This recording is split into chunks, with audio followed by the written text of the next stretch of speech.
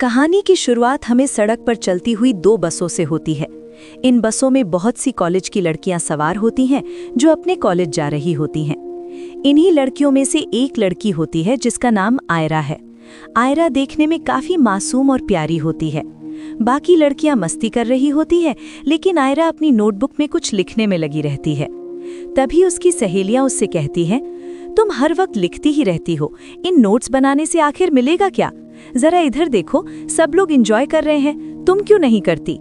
इतना कहकर उसकी एक दोस्त उसकी नोटबुक छीन लेती है, जिससे आयरा का पेन नीचे गिर जाता है। जैसे ही आयरा पेन उठाने के लिए झुकती है, उसी पल एक अदृश्य चीज बहुत तेजी से आती है और दोनों बसों को बीच से काट देती है। बसों में बैठी सारी लड़कियां पल भर में दो हिस्सों में कट जाती हैं। आयरा इसलिए बच जाती है क्योंकि वो उस वक्त झुकी हुई होती है। जब वो खड़ी होकर ऊपर देखती है तो सामने का मंजर देखकर पूरी तरह घबरा जाती है। उसे समझ ही नहीं आता कि अभी अभी क्या हो गया। डर के मारे वो बस से उतरकर जान बचाकर भागने लगती है। यहाँ हमें पता चलता है कि ये सब किसी हथियार से नहीं बल्कि हवा की वजह से हुआ है। एक ऐसी हवा जो इंसानों को काट सकती है। अब वही जानलेवा हवा आयरा के पीछे भी पड़ जाती है। आयरा चीखती हुई पूरी ताकत से दौड़ने लगती है। रास्ते में उसे 4 और लड़कियां दिखाई देती हैं। आयरा उन्हें चिल्लाकर झुकने के लिए कहती है, लेकिन बहुत देर हो चुकी होती है। वो हवा उन्हें भी आधे में काट देती है। हालांकि आयरा एक लड़की को बचा लेती है, लेकिन कुछ ही पलों बाद साइकिल से जाती हुई कुछ और लड़कियां दिखाई देती हैं। आयरा उन्हें भी बचाने की कोशिश करती है, मगर हवा उन्हें भी मार देती है और वो लड़की भी मारी जाती है जिसे आयरा ने अभी अभी बचाया था। ये सब देखकर आयरा पूरी तरह डर जाती है और इधर-उधर भागने लगती है। आगे जाकर वो एक नदी के किनारे पहुंचती है, जहां वो देखती है कि नदी लाशों से भरी पड़ी है। वे सभी उसी हवा की वजह से मारी गई होती हैं। आयरा वहां से एक मरी हुई लड़की के कपड़े लेकर अपने कपड़े बदल लेती है। चलते चलते आयरा एक स्कूल पहुंचती है। वहां बहुत सी छात्राएं होती हैं, लेकिन उनका यूनिफॉर्म आयरा से अलग होता है। इससे साफ हो जाता है कि आयरा इस स्कूल की स्टूडेंट नहीं है। तभी अचानक एक लड़की उसके पास आती है और मुस्कुराते हुए कहती है, तुम कैसी हो? वो लड़की दरअसल आयरा की सबसे अच्छी दोस्त मीरा होती है। लेकिन आयरा हैरान होकर पूछती है, क्या तुम सच में मेरी बेस्ट फ्रेंड हो? आयरा सदमे में होती है और उसे समझ नहीं आ रहा होता कि उसके साथ क्या हो रहा है। यहाँ हमें पता चलता है कि आयरा और मीरा एक दूसरे से बहुत प्यार करती हैं। अचानक तेज हवा चलती है और आयरा डर के मारे बिल्डिंग के अंदर चली जाती है। मीरा उससे पूछती है कि वो इतनी डरी हुई क्यों है। तब आयरा उसे सब कुछ बता देती है, बसों वाला हादसा, काटने वाली हवा और लड़कियों की मौत। मीरा आयरा को खिड़की के पास ले जाकर उसका हाथ बाहर निकालती है और कहती है, देखो, ये तो बस नॉर्मल हवा है। इससे आयरा को थोड़ा सुकून मिलता है और उसे लगने लगता है कि शायद ये सब एक सपना था।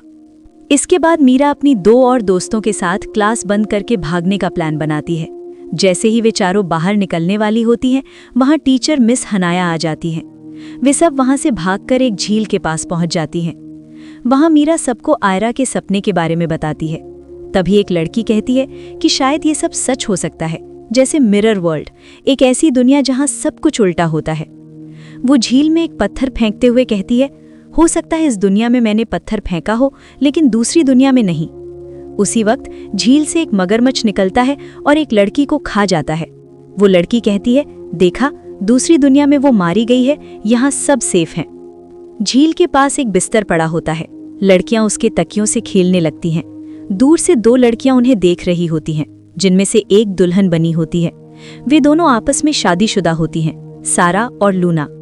मीरा कहती है, हमें कुछ ऐसा करना होगा जो इस दुनिया में नामुमकिन हो, तभी हम अपनी किस्मत बदल सकते हैं। इसके बाद सभी वापस स्कूल आती हैं और क्लास में बैठ जाती हैं। आयरा देखती है कि उसके पास एक तकिया पड़ा हुआ है।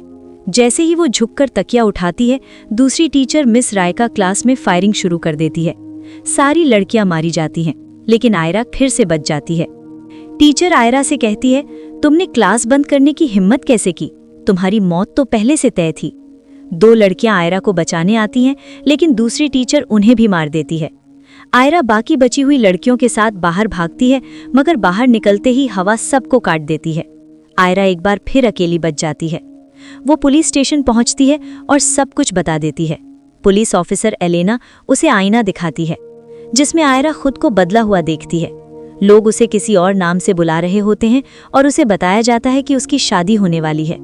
उसे चर्च ले जाया जाता है, जहां मीरा भी मौजूद होती है। मीरा उससे कहती है, चुप रहो, हम किसी के कंट्रोल में हैं, जैसा मैं कहूं वैसा ही करना। चर्च में सब आयरा का मजाक उड़ाते हैं। मीरा एक एक करके सबको मार देती है। दूल्हे की जगह एक ताबूत होता है और ताबूत से एक बड़ा सा सूअर निकलता है। आयरा डरते हुए टूटी हुई बोतल से उस पर हमला करती है और दोनों वहां से भाग जाती हैं।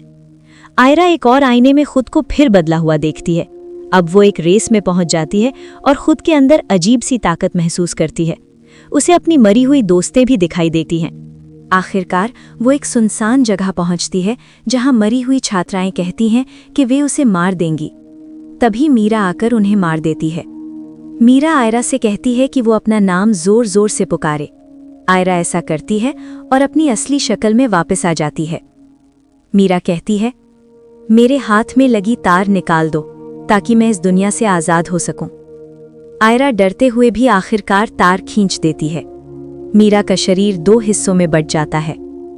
आयरा एक दरवाजे से बाहर निकलती है और आदमियों की दुनिया में पहुंच जाती है। वहां उसे बताया जाता है कि वो भविष्य में है। एक बूढ़ा आदमी डॉक्टर केन बताता है कि ये सब एक गेम था जिसे उसी ने बनाया था। आयरा को आखिरी लेवल पूरा करने को कहा जाता है, लेकिन वो उस आदमी का गला दबा देती है और उसकी छड़ी उसके शरीर में घोंप देती है। इस तरह वो अपनी किस्मत बदल देती है। आखिर में आयरा एक बर्फीली जगह पर होश में आती है। वो वापस अपनी असल दुनिया में लौट चुकी होती है और इसी के साथ ये खौफनाक और दिमाग घुमा देने वाली कहानी खत्म हो जाती है।